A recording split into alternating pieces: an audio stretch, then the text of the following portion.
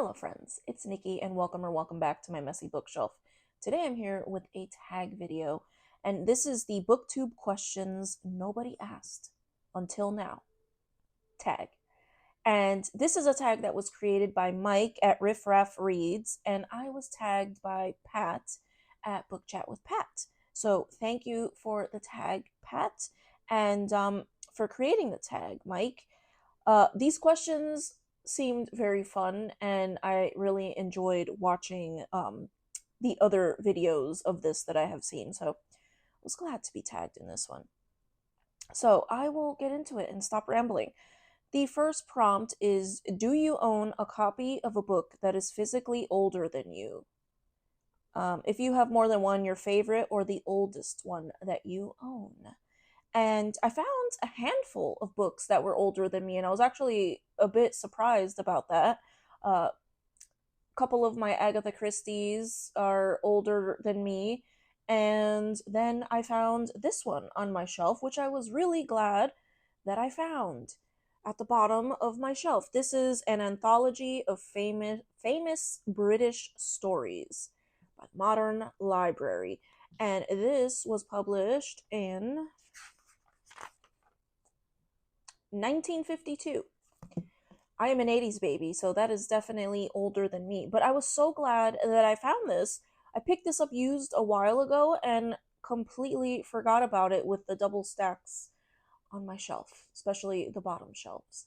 And this is going to be perfect for next month in August when we are participating in Short Story Summer. So very excited about this, and there are some authors in here that I know, that I have read before. We have Daniel Defoe, there is Geoffrey Chaucer, I think I saw some Dickens in here. Yep. Elizabeth Gaskell, William Makepeace Thackeray, Anthony Trollope as well, and then some other ones that I have not heard of before. So I'm really excited about this one, and there are so many stories in here, so I'm very, very excited about this. The next prompt is, what is your favorite kind of booktube video to watch, and tell us why? So there are a lot of booktube videos that I enjoy watching. I really enjoy watching people's wrap-ups, their monthly wrap-ups, their challenge wrap-ups, their weekly wrap-ups. I enjoy the occasional book haul. I mean, I don't always enjoy when there's like 100 books in the haul, but I like when someone has acquired a stack of books and they share why they bought it and what it's about. What else do I like? I like certain types of booktube vlogs, and more on that in the next question. What else? I mean, I really enjoy watching when people are sharing their challenges with us. Personal projects, I really have been enjoying watching people's 50 before 50, 40 before 40, and 60 before 60 projects that they have set for themselves, or a classics challenge, or anything like that. I've seen some people doing Dickens challenges or Stephen King challenges, and yeah, I really enjoy those kinds of videos. The next question is, what is your least favorite kind of booktube video to watch and why? And for this one, there are certain kinds of vlogs that I don't enjoy watching. I enjoy a reading vlog that has a person that is talking. I don't mind, I actually really enjoy when there's multiple clips in the same video. But what I don't like is when it's really just sitting there watching the person read and there's just music playing, because I personally am watching the video because I am interested in what you have to say.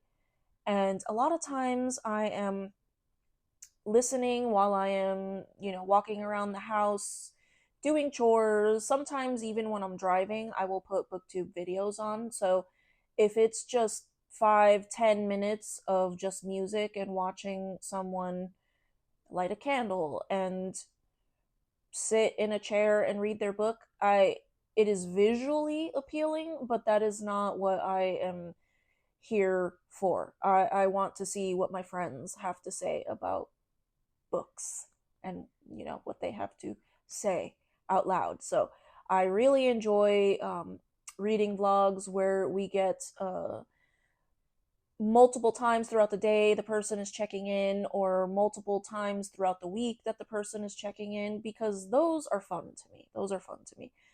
Um, what else don't I like? I don't like very preachy types of videos. I don't like when a video is super clickbaity and preachy, and it's how to become um the best read person that you know, or how to read 100 books in a year, or things like that. I am here because I enjoy reading, and I don't need to be preached at with things like that. And I think it can also make people feel, bad about themselves, if they feel like this person reads so much more than me. So I don't like those kinds of videos. Um, and I sometimes am tempted to click on certain videos, and I really don't like it when there are videos that are ranting about certain demographics of readers. I see a lot of videos making fun of, book talk and certain genres of books, and I don't really like that either, because I think we should just let people read what they want to read, even if we don't like what they're reading. They're reading something, and yeah, I don't like negativity. And, I'm here on Booktube because it is a warm and welcoming community, so I don't like that. Okay, moving on to the next question. Number 4, what is a favorite book about books or reading? Can be fiction or nonfiction. So I have a number of books about books and reading, both fiction and nonfiction. I love books set in bookshops and things like that, or set around, there's a manuscript, a secret manuscript, or there is a rare book that someone is trying to find, or something like that. But I also enjoy nonfiction about books as well. The one that I went with is one that I've read a handful of times, and this is The Book Whisperer by Donna Lynn Miller, written by an elementary school teacher who has a reputation in her community for really turning kids into readers. And she shares, how sometimes she goes against the grain within the curriculum and the school district, and doesn't require book reports. She allows the children to choose what books they want to read, and she sort of curates and recommends books based on each kid's personality. So kind of like a librarian. And yeah, it's really touching and heartwarming, and I just love it. And not that I would ever have forced either of my children to read anything that they didn't want to read, but I think it really validated the fact that I kind of let my kid, especially my youngest, choose what she wants to read. And, she is super into nonfiction. She loves books with facts, interesting facts, sometimes very random facts. So, I let her do her thing, and she loves those kinds of books. But yeah, touching, heartwarming, very sweet to see how some of these students have gone on to become lifelong readers. And yeah, like this book a lot. Next question is, what is a favorite book that is not from either your own country or the USA or the UK, i.e., the rest of the world? I had a couple. One I actually gave to my son when he was here for spring break, and that was Strange Pictures by Uketsu. Really, really enjoyed that series. And that was both set in and written by a Japanese author and set in Japan. The next one I have is Tender is the Flesh by Agostina Basterica.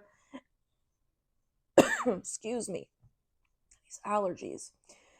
And yeah, this one is written by an Argentine author. And yeah, this book shocked me. This book really shocked me. And I really, really enjoyed this one as well. The other one that I chose was another translated work, and that's Anna Karenina by Leo Tolstoy. There's a few translated works that I just absolutely love. So these ones sort of were uppermost in my mind when I read the question. Number 6, what classic literature book did you enjoy reading the most, if any? Um, there are a couple that I have mentioned numerous times on my channel. And so, yeah, without further ado, I would have to say The Pickwick Papers by Charles Dickens. I also would say Don Quixote and The Count of Monte Cristo. But specifically with The Pickwick Papers and Don Quixote, because I did tandem read these with the audio as well. So I would read in the evenings when I was home, and I would listen to chapters on my way to and from work as well. And this one, especially, brought me so much joy. Brought me so much joy. I laughed so hard and so often reading this book, and it really helped me through a difficult time at work. And yeah, it pure joy. I loved this experience completely. Let's see. I lost my place. Number 7, what decidedly non-classic book did you enjoy reading the most? No Limits. I only chose one for this one, and I chose Project Hail Mary. I chose Project Hail Mary because it was a delightful experience for me personally, and then getting to experience it with my family as well. Having my husband and son both read it and adore it, and then getting to watch the film adaptation soon after they read it. So it was wonderful. And yeah, the only book that I can think of in my adult life that I read and then immediately went back and read it again. I read it and then I listened to the audio immediately after. So in my childhood, I would immediately start reading a book over again, but in adulthood, I will usually wait to reread a certain book. Number 8, if you had to pick a life partner, any gender from literature, who would you pick and why? Time travel is permitted. I always find these questions so hard. I think perhaps I would choose Sam Weller from the Pickwick Papers, just because he is ride or die for Mr. Pickwick himself. He is good natured, kind, willing to protect the people that he loves, and he's also hilarious. A good sense of humor goes a long way. Maybe Carl from Dungeon Crawler Carl, again, someone who is honorable and cares about protecting the people that he loves and is ultimately very kind at heart.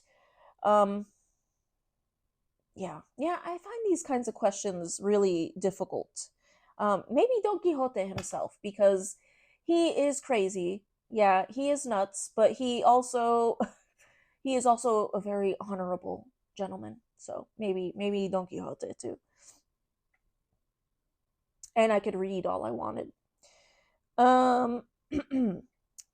Number 9. What author, living or dead, would you choose to write your life story? It can be a novel or a biography. The person that I choose to write my life story, more than likely in a biography format, I would choose someone who is most known for being a narrator of audiobooks and an actor, but is also an author. And that would be Stephen Fry. I would choose Stephen Fry because I really enjoyed his books, Mythos and Heroes, where he rewrote a lot of the Greek myths, and he managed to make them very hilarious. And some of those have some really dark themes and dark events that take place, and he managed to make it just delightful. You can see I like to laugh a lot. So, yeah, I think that that would be hilarious. And I also would like him to narrate the audiobook of my life story as well. So, alrighty. Um Choose 5 authors, living or dead, to join you on a Booktube live stream chat about books and reading. Again, another very difficult question because A, how do you narrow it down? And B, I would be so intimidated to have 5 famous authors on a live stream with me. I just would. But for the sake of this question, I did choose 5 authors that I love. And I think it will make for an epic live stream. So I chose J.R.R. Tolkien, Agatha Christie, Roald Dahl, and Patchett. I had to throw a modern author in there. She I don't know if it's her channel or if it's the bookstore that she owns, but she's always in all of the videos, and she is so, not only do I enjoy her as an author, but she is very witty and funny, and I really enjoy watching those videos too. The channel's called Parnassus Books, by the way. So, yeah, a modern author who is very comfortable on camera. And then to shake things up a bit, just to shake things up a bit, I'm going to add Dostoevsky into the mix. We got some dark, moody sentiments, and I think that it would make for the most epic and entertaining live stream of all time. And, if we ever invent time travel, let's make this happen because I think it would be hilarious. I, I was sitting here imagining a live stream with those 5 authors, and I just could not stop laughing. So, yes, that's what I'm going with.